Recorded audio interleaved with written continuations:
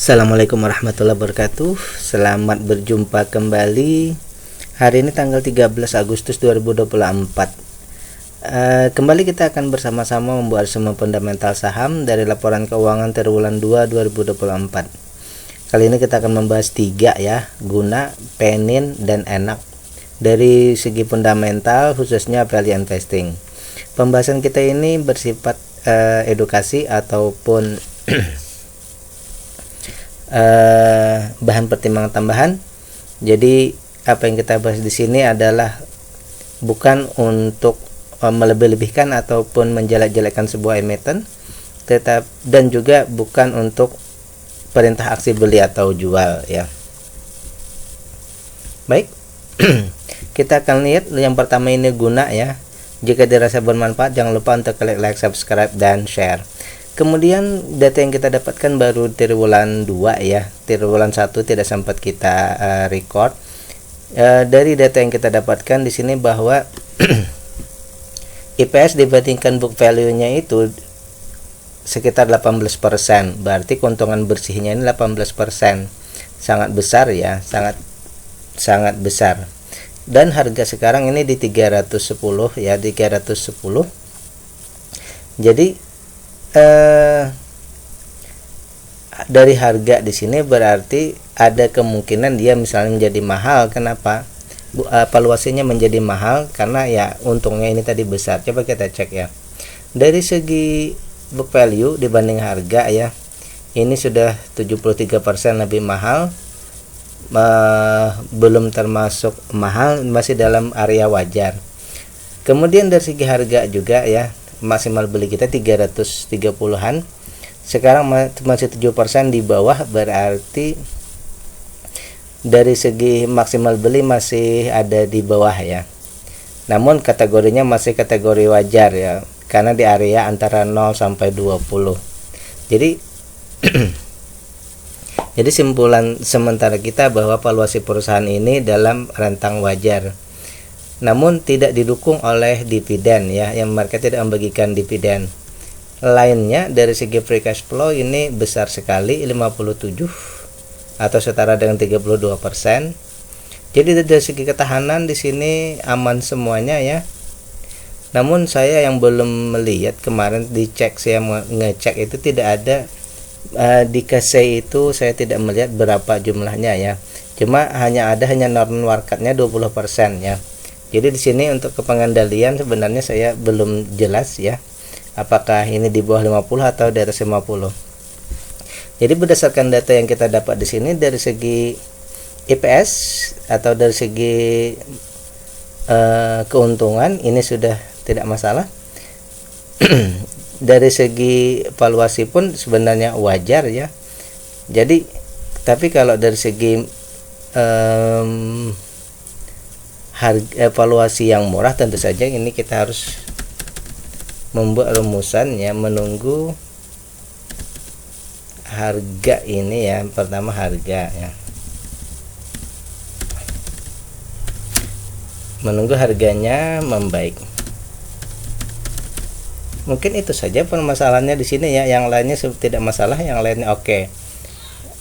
Untuk dividen ya tentu saja harganya menuju keseimbangan dulu, baru kita berbicara tentang dividen. Cuma agak anomali juga sih keuntungan yang besar ya. Di situ keuntungannya besar 18% tetapi tidak membagikan dividen. Kita berharap bahwa kedepannya perusahaan ini membagikan dividen, itu saja ya. Maka bila ada membagikan dividen, mungkin semuanya akan menjadi ada perubahan yang lebih baik ya. Baik, itu yang pertama. Kemudian yang kedua ini Penin, Pan Invest, sudah jelas ya. Di sini perusahaannya bergerak dalam investasi ya. Mereka berinvestasi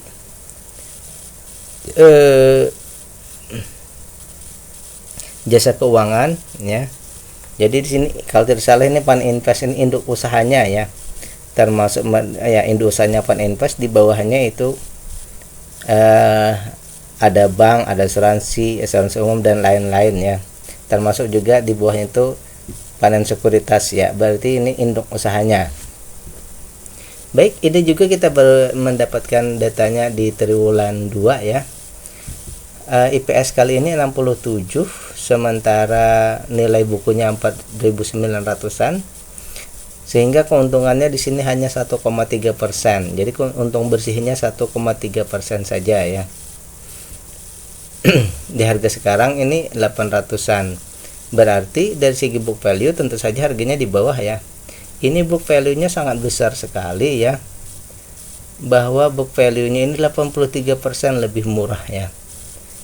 Berarti sangat besar kemungkinan untuk bisa menuju ke book value-nya saja ini sudah mungkin multi bagger ya. Namun IPS-nya ini sangat rendah tadi ya.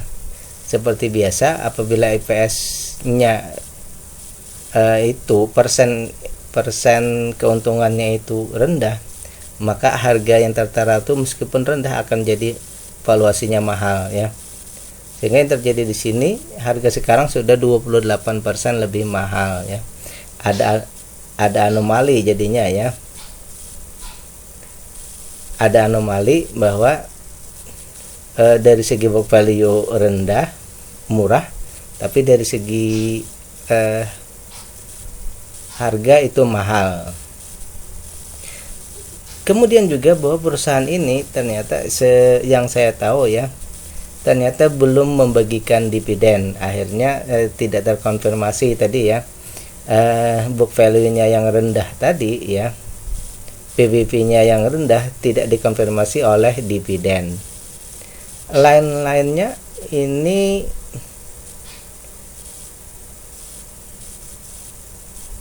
free cash flow, oke. Di sini yang saya lupa nih ya. Oh ternyata di sini, ternyata di sini current ratio-nya ada masalah ya. Oh tidak masalah juga ya, kan ini perusahaan investasi ya. Perusahaan investasi current ratio-nya 0, tidak terlalu masalah ya. Berarti di sini yang jadi masalahnya sebenarnya tidak ada juga ya. Berarti tidak ada masalah. Intinya di sini adalah karena ini perusahaan investasi tadi ya, tidak ada masalah berarti ya. Intinya di sini adalah bahwa perusahaan ini harganya saja berarti yang mahal, yang sudah mahal, dan persentase keuntungan tadi yang rendah ya. Sehingga kita ambil kesimpulan menunggu IPS ya, dan harganya mungkin itu aja yang pertama ya, menunggu IPS-nya, karena tadi keuntungannya hanya 1%. Karena ya itu tadi dia adalah induk usaha tadi ya, yang 1% otomatis tadi kan menjadi harganya menjadi mahal ya.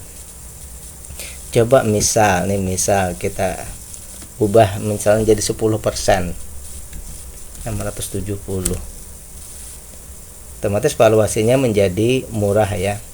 Anggap saja ini dia menjadi 10% ya, 4.490 misal, maka valuasinya menjadi murah ya.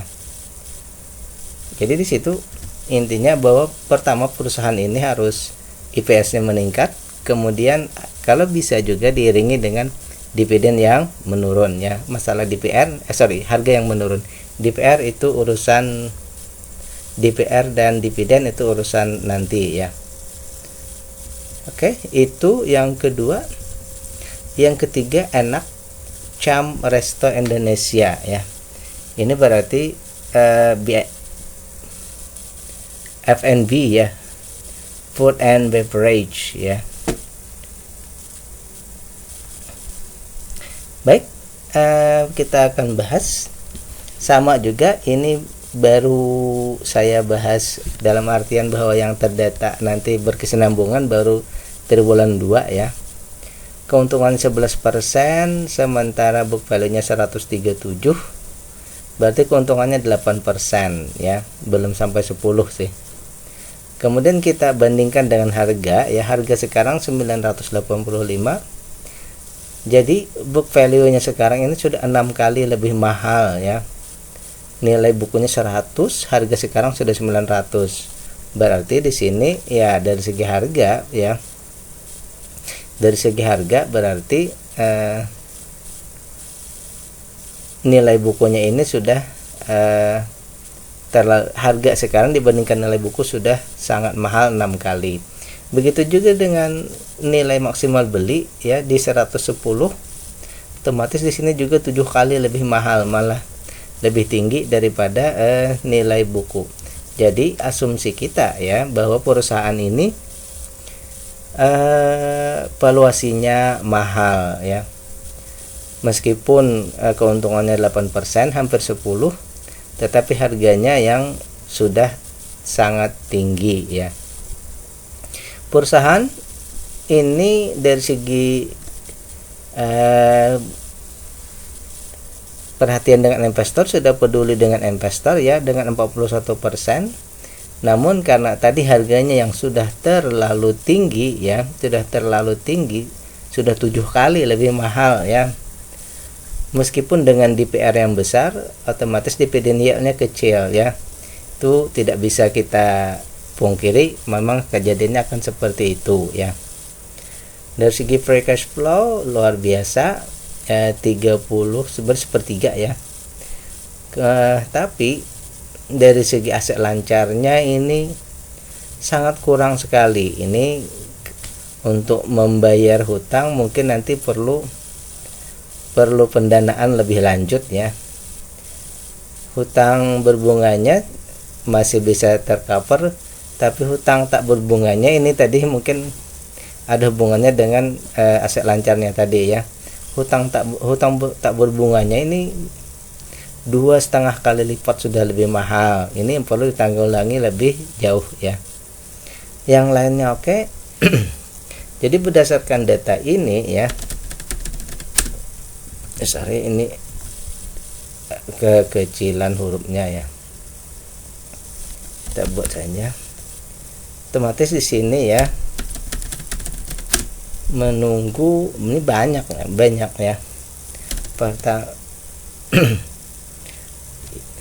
Lebih spesifiknya ya, harga ya.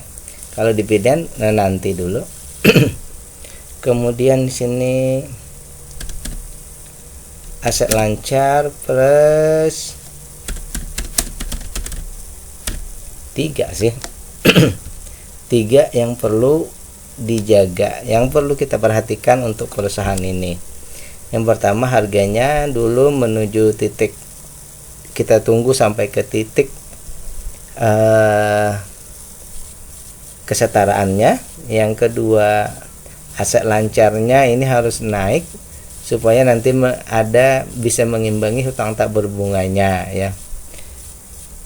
Baik, itulah 3 pembahasan kita untuk saham-saham yang hari ini kita bahas, yaitu Guna, Panin, dan Enak ya. Paninvest ya, Guna, PNIN, dan Enak ya. Memang ketiganya belum termasuk yang kategori kita, tetapi setidaknya ini adalah pembahasan dalam artian sebagai bahan edukasi. Oke. Billahi taufiq wal hidayah. Assalamualaikum warahmatullahi wabarakatuh.